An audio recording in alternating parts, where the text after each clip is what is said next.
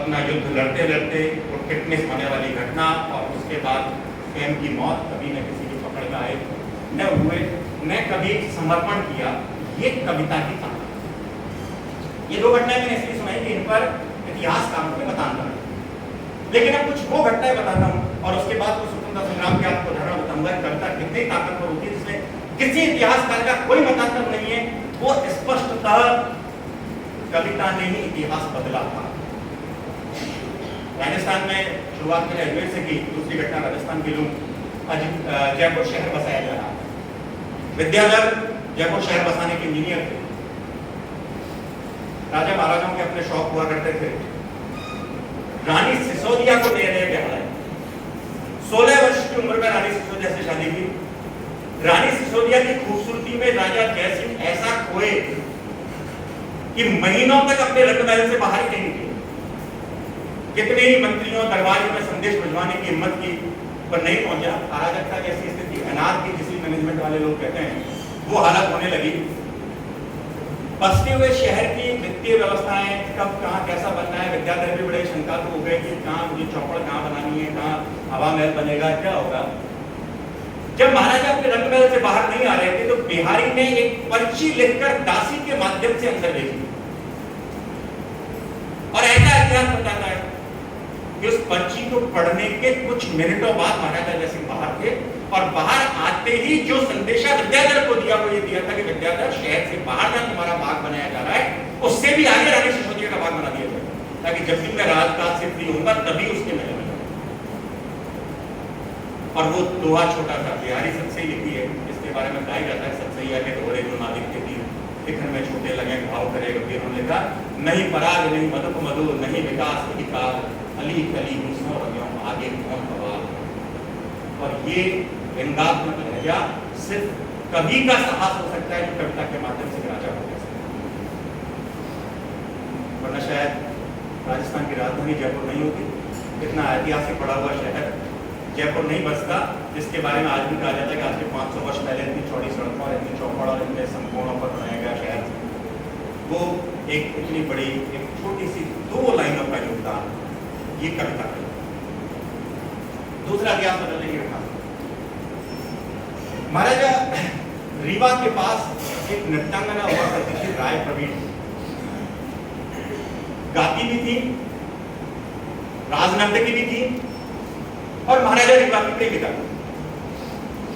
बीरबल जो मूलतः महेश शर्मा थे वो रीवा से गए।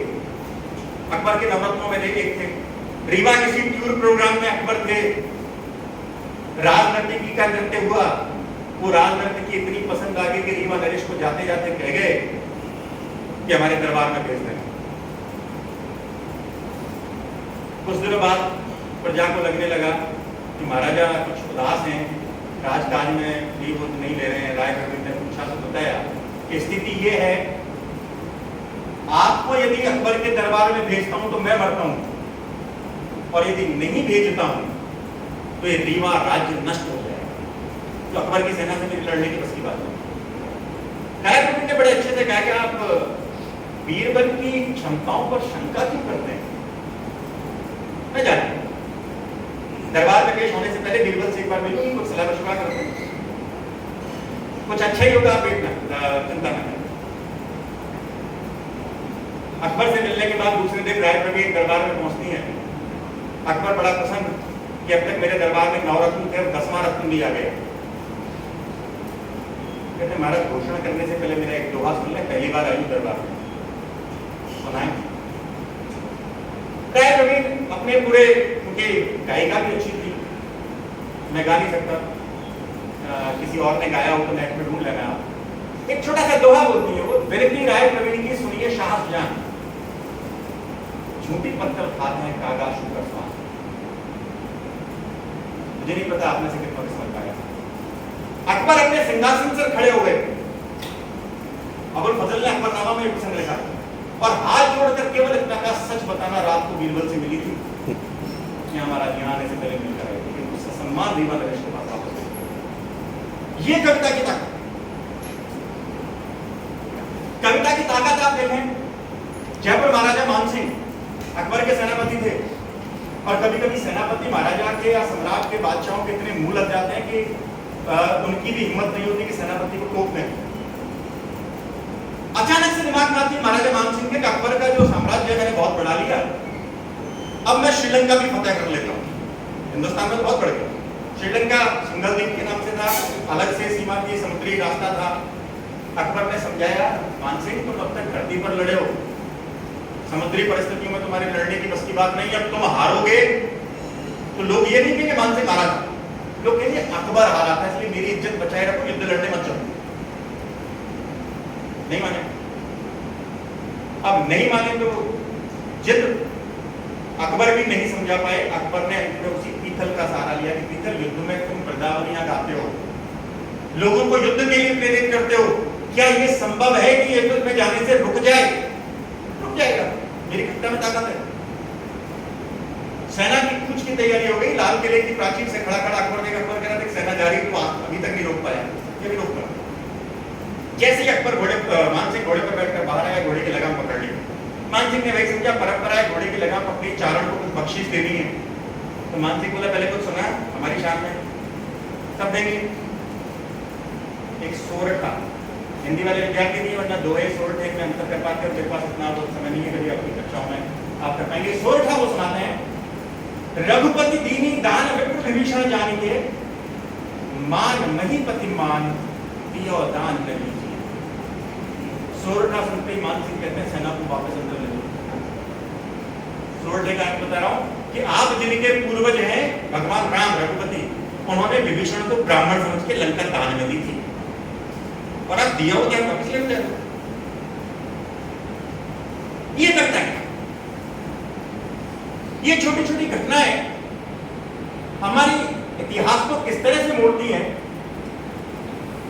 वही सारी बहुत सारी घटनाएं आपको स्वतंत्रता संग्राम में, और जो जिसे हम कहें कि प्रेजेंट हिंदी जिसे कह रहे हैं वर्तमान हिंदी, उसमें आपको देखिए भारतेंदु हरिश्चंद्र। हिंदी वाले विद्यार्थी जो वर्तमान या जो आधुनिक हिंदी है उसकी शुरुआत भारतेंदु से मानते हैं। भारतेंदु को पहला कवि माना जाता है।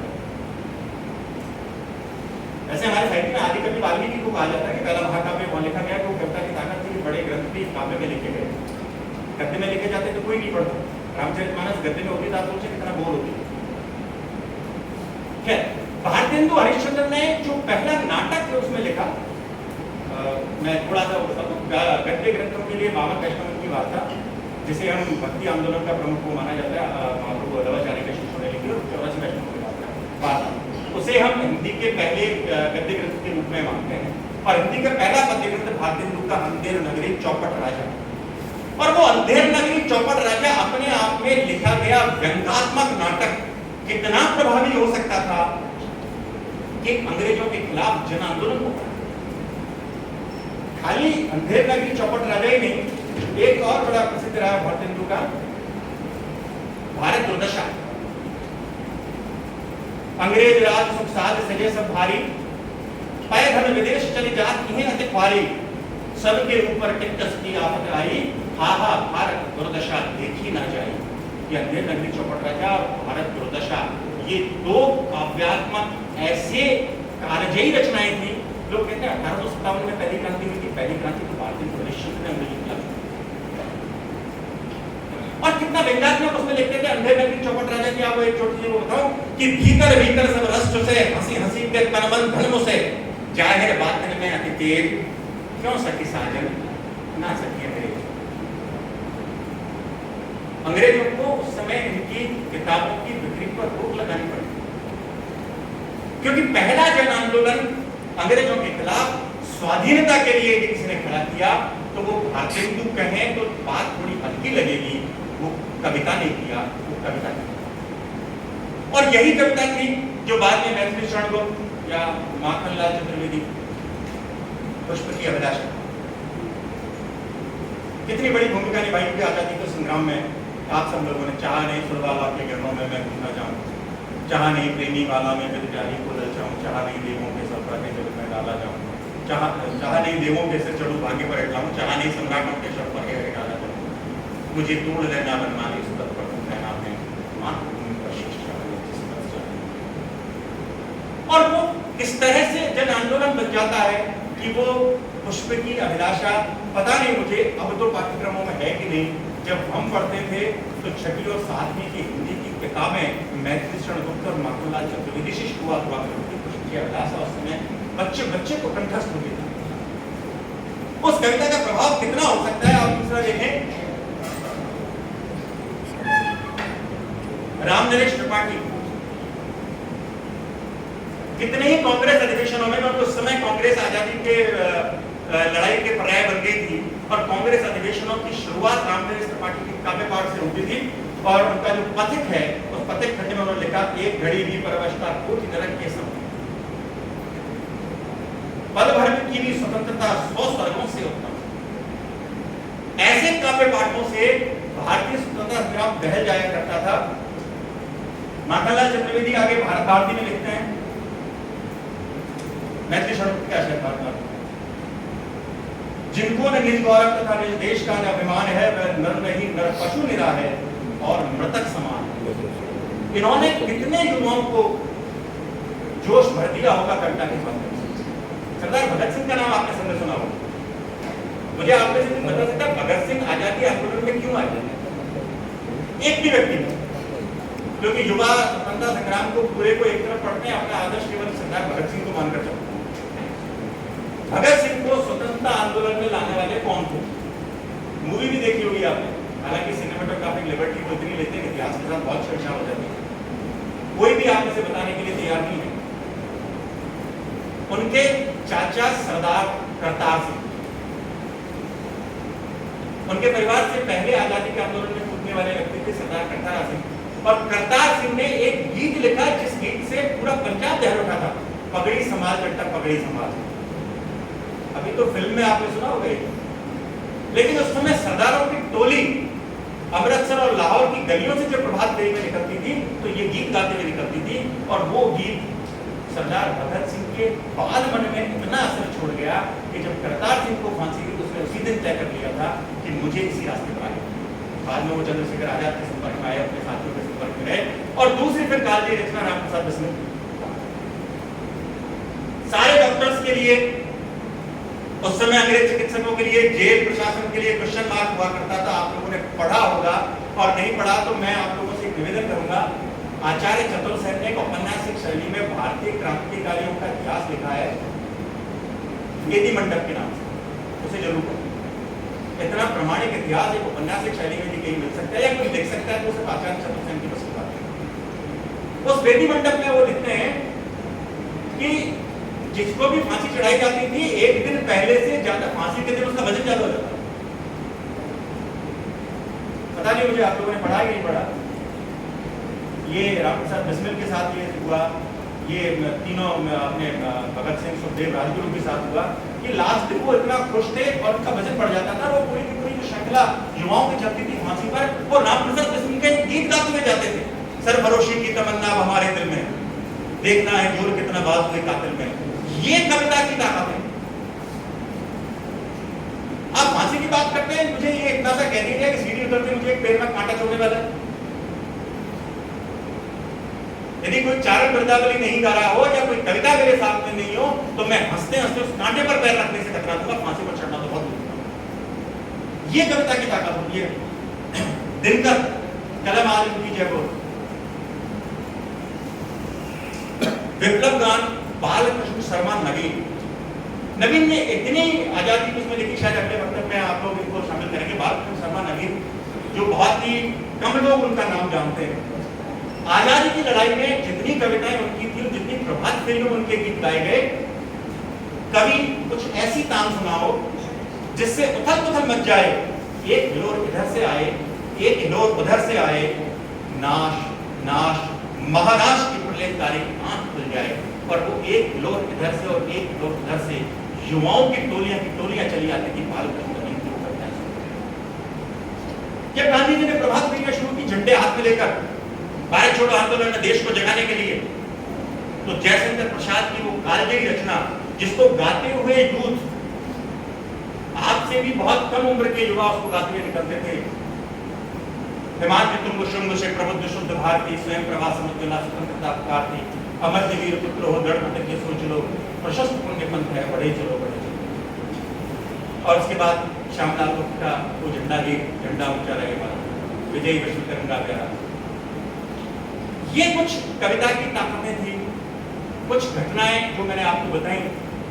वही आप आजादी के तुरंत बाद की चीजें लें कि कविता किस तरह से जनमानस को हिलोती। द्वितीय विश्व युद्ध के दौरान मैंने शुरुआत यही से की थी कि इसको हिंदी और उर्दू अलग अलग नहीं करके देखें, हमारा साहित्य मिला हुआ साहित्य। हिंदी से आप डिंगल अलग कर दो, पिंगल अलग कर दो, डोंगरी अलग कर दो। डोंगरी कहाँ की भाषा है?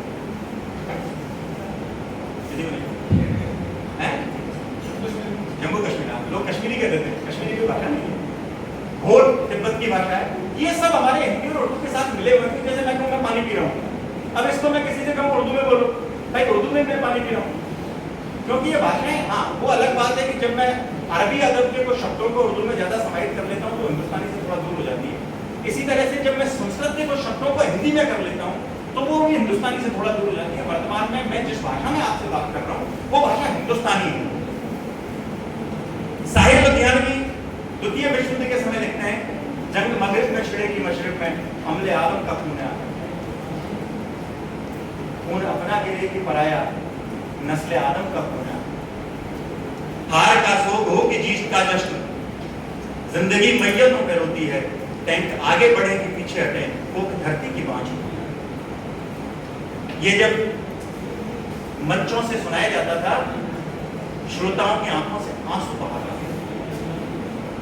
आप लोग सब इंटरनेट पर देखते होंगे, कभी साहिर लुधियानवी की विश्व युद्ध से रिलेटेड या युद्ध की विभीषिका को समझने के लिए परछाइयां पढ़ पाए, अपने आप में 7-8 पेज की नज़्म है, इसलिए यहाँ संभव नहीं है पढ़ के सुनाना। तस्वुरात की परछाइयां उभरती है, कभी यज्ञ की तरह, कभी यज्ञ की सूरत, कभी गुमान की तरह। पढ़कर देखना युद्ध की विभीषिका क्या हो, या किस तरह से ताजमहल को प्रेम का प्रतीक बना दिया गया। आज भी आप जाते हैं, पर एक कवि की दृष्टि से पढ़कर देखें। एक फिल्म में गाना भी आया, मेरी महबूब कहीं और में लाकर ढूंढ सकते, चांद ताज तेरे लिए अकीदत की सही, एग्जैक्ट मुझे याद है, लेकर दौलत का सहारा एक शहंशाह ने बनाया है गरीबों की मोहब्बत का मजाक। इसलिए ये दरो दीवार, ये इशारे, ये फसीलें, ये महराब, ये ताज, मेरे महबूब कहीं और मिला कर। तो वो कवि की दृष्टि से आप देखेंगे तो जानेंगे कविता में कितनी ताकत है और किस तरह से कविता की अनुपस्थिति ने हमें वो दी। दो कविताओं के उदाहरण के साथ अपनी बात को खत्म करूंगा कि जब देश आजाद हो गया, आजाद होने के बाद नीरज, गोपाल दास नीरज, जो भी 2 साल पहले ही जिनका निधन हुआ, अपने गीतों के लिए मशहूर थे। कारवां गुजर गया उनका कालजे गीत, एक मूवी भी आई थी, नई उम्र की नई फसल, नई उम्र की नई फसल, उसमें ये गीत आया था, कारवां गुजर गया गुबार देखते रहे। उन्होंने आजादी के बाद सब लिखा कि हम किस स्थिति में आकर खड़े हो गए कि चंद मछेरों ने मिलकर सागर की संपदा चुरा ली है। मछेरे कह रहे हैं वो कि मछुआरे के रूप में हमसे व्यापार करने आए थे। चंद मछेरों ने मिलकर सागर की संपदा चुरा ली है, कांटों ने माली से मिलकर फूलों की कुर्की करवा ली है, खुशियों की हड़ताल हुई है, सुख की तालाबंदी हुई, आने को आई आजादी मगर उजाला बंदी। ये आजादी पर कितने वो दुखी थे, वहीं साहिर लुधियानवी आजादी पर कितने आशान्वित थे। उन्होंने लिखा, अब न कोई गुलशन उखड़े मेरा वतन आजाद।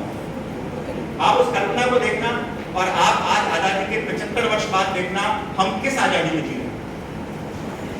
उस कल्पना का केवल आपको समझना पड़ेगा, मैं अर्थ नहीं समझाऊंगा, वो कविता आपके हृदय तक पहुंचे तो ही उसे समझने का प्रयास करना और देखना कि जब देश आजाद हुआ उस समय कवि की कल्पना क्या थी और आज कविता की अनुपस्थिति ने हमें कहाँ ला कर पाया। अब न कोई गुलशन गुजरे मेरा वतन आजाद है, रूह गंगा की हिमालय का वतन आजाद है। हिंदी और उर्दू को अलग करने वाले सुने, हिंदू और मुसलमान को अलग करने वाले सुने। एक कवि केवल अपनी कविता के माध्यम से बात आपके हृदय तक पहुंचा सकता है कि अब न कोई गुलशन उजड़े मेरा वतन आजाद है, रूह गंगा की हिमालय का वतन आजाद है। मस्जिदों में शंख बाजे, मंदिरों में हो अजान, शेख का धर्म और दीने ब्राह्मण आजाद है। आप लोगों ने मुझे सुना, बहुत बहुत धन्यवाद।